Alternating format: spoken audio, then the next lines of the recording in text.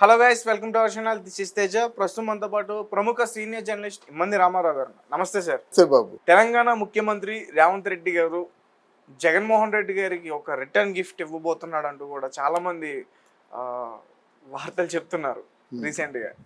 So దాని గురించి మీ అభిప్రాయం అంటే రిటర్న్ గిఫ్ట్ అంటే ఏ రకంగా ఇస్తాడు?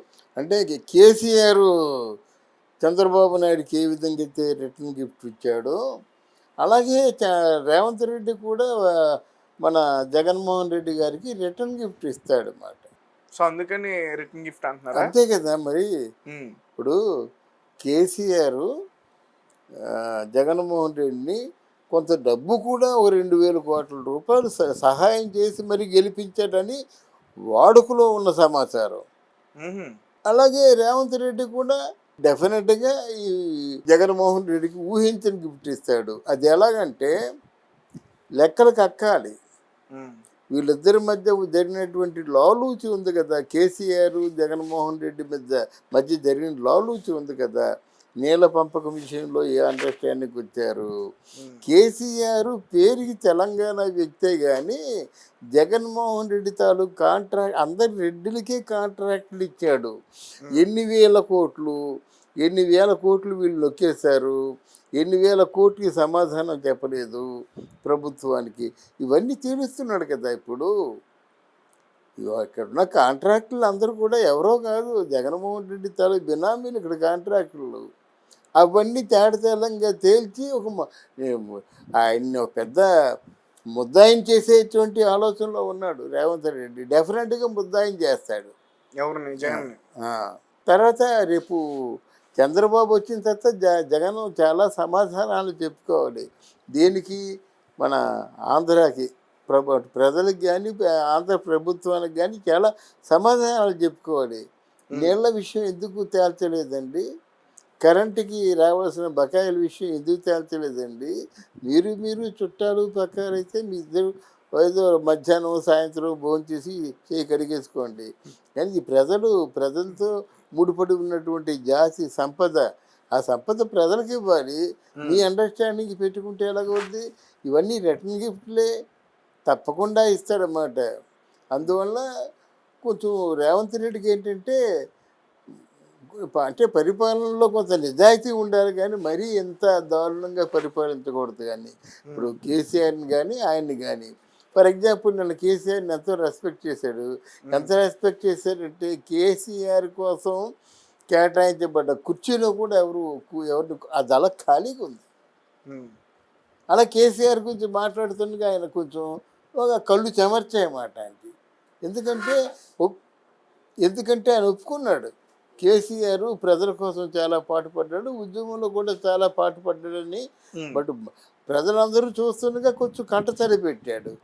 అది వాళ్ళ తాలూకు మంచితనానికి ఇండికేషన్ అన్నమాట.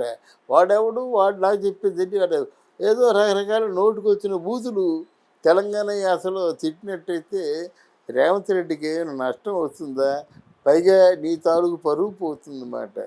ఆయన అయితే కొంచెం ముసలాయన చేదస్తూ ఉండవచ్చు కేసీఆర్. మరి కేటీఆర్ కూడా అదే స్థాయిలో తిట్టించాడు. కానీ ఇట్లాంటి విషయాల్లోనే వీళ్ళు కొంచెం పప్పులో కాలేస్తారన్నమాట. ఓకే, అంటే నేనేమనుకుంటున్నా అంటే షర్మిల గారు తెలంగాణలో పార్టీ పెట్టి దాని తర్వాత రేవంత్ రెడ్డి గారు కాంగ్రెస్ పార్టీలో కలిపేశారు, విలీనం చేసేసారు. అంటే ఇదంతా కూడా చంద్రబాబు నాయుడు గారి దగ్గర నుంచి చేయించారు అని చెప్పి జగన్మోహన్ రెడ్డి గారు డైరెక్ట్గా అటాక్ చేశారు. కాబట్టి ఈసారి రేవంత్ రెడ్డి గారు రిటర్న్ గిఫ్ట్ ఇస్తున్నారని చెప్పేసి అంటున్నారు. ఇదంతా రేవంత్ రెడ్డి గారు చేశారండి, మీరు ఒకరు. ఎందుకంటే తెలంగాణలో నువ్వు ఉన్న పైకి రాలేవమ్మా. అక్కడ ఇండిపెండెంట్గా స్వచ్ఛంగా ఉంది కాంగ్రెస్ పార్టీ. నువ్వు పార్టీ పెట్టదలుచుకుంటే నువ్వు వైఎస్ఆర్ తెలంగాణ కాంగ్రెస్ పార్టీ అనే పేరుతో పెట్టొద్దు, కాంగ్రెస్ పార్టీ పేరు పెట్టు. కానీ కాంగ్రెస్ పార్టీకి ఇక్కడ కంటే, ఎందుకంటే బేస్డ్ ఆన్ తెలంగాణ ప్రజలు, తెలంగాణ ఉద్యమం, తెలంగాణ జాతికి అంకితం ఇది. ఇంకోళ్ళు వచ్చి మరి అంటే ఈ మధ్యకాలంలో బీజేపీ వస్తుంది ఉధృతంగా, కానీ నీకు ఇక్కడ అవకాశం లేదని చెప్పేసి ఈ శర్మిలని ఆంధ్ర పంపించిన వాడే మన రేవంత్ రెడ్డి. అక్కడికి వచ్చి ఆంధ్రాలో శర్మిలకి మొత్తం సపోర్ట్ చేశాడు. శర్మిలకి ఏదైనా పొరపాటున కానీ ఇబ్బంది కలిగించారా మీ తాట ఒలుస్తా అన్నాడు. అమ్మ నువ్వు ఎప్పుడు పిలిచినా నేను వస్తానమ్మా అన్నాడు. ఉమ్, అంటే పంపించింది మాత్రం రేవంత్ రెడ్డి. అయితే ఇక్కడ పంపించినందుకు ఆవిడ ఎంత సేవ చేసిందో తెలుసా మీకు? కాంగ్రెస్ పార్టీలో జవసత్వాలు కూడా మళ్ళీ పుంజుకున్నాయి. కాంగ్రెస్ పార్టీ వాళ్ళు కండువాలు వేసుకున్నారు. కాంగ్రెస్ పార్టీ వాళ్ళు ఒకళ్ళు ఆ, ఇద్దరు ముగ్గురు గెలిచే అవకాశాలు ఉన్నాయి. ఆంధ్రాలో కాంగ్రెస్ పార్టీ గెలవడంటే ఒక 4 రోజుల గ్యాప్లో వచ్చి ఆవిడ తీర్థం పుచ్చుకుంది. చాలా గొప్ప విషయం కదా. అన్నిటికంటే ముఖ్యం ఈరోజు వైసీపీ పార్టీ ఓడిపోవడానికి ప్రధానమైనటువంటి కారణం షర్మిల. ఉహు. ఆయన చెల్లులుగా, ఆయన రక్తం పంచుకు పుట్టిన చెల్లులుగా జగన్మోహన్ రెడ్డి నన్ను ఈడ్చుకొట్టాడు, జగన్మోహన్ రెడ్డి నా ఆస్తిని కానీ కాజేసి. ప్రజలందరూ నమ్ముతారంటారు అలాంటివి. అది నమ్ముతారండి. నమ్మకపోతే ఎందుకు ఓటేస్తారు? అవినాష్ రెడ్డి ఓడిపోతున్నాడు, జగన్మోహన్ రెడ్డి కూడా కొంచెం కష్టం అంటున్నారు. ఏదేమైనప్పుడు కూడా షర్మిల 3 సీట్లు గెలుచుకునే అవకాశం ఉంది.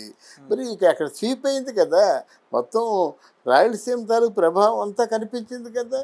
ఉమ్, రాయలసీమలో ఎవరు వైసీపీకి ఓటు వేయలేదు కదా, 1-6 వచ్చాయి కానీ తప్ప మిగతా రోజు ప్రజలందరూ కూటమికి పట్టం కట్టారు కదా. Why because of Sharmila. Sharmila Sharmila గారికి వేయొచ్చు కదా, కూటమికి వేయడం ఏంటి? ఇది కూటమికి ఏంటంటే రేపు పొద్దున కూటమి వస్తే కానీ ప్రజారంజకంగా పరిపాలించలేరు కదా. ఉమ్, షర్మిల గెలవదండి, కూటమి గెలుస్తుంది. గెలిచేవాడికే వేసుకుంటారు ఎవరైనా.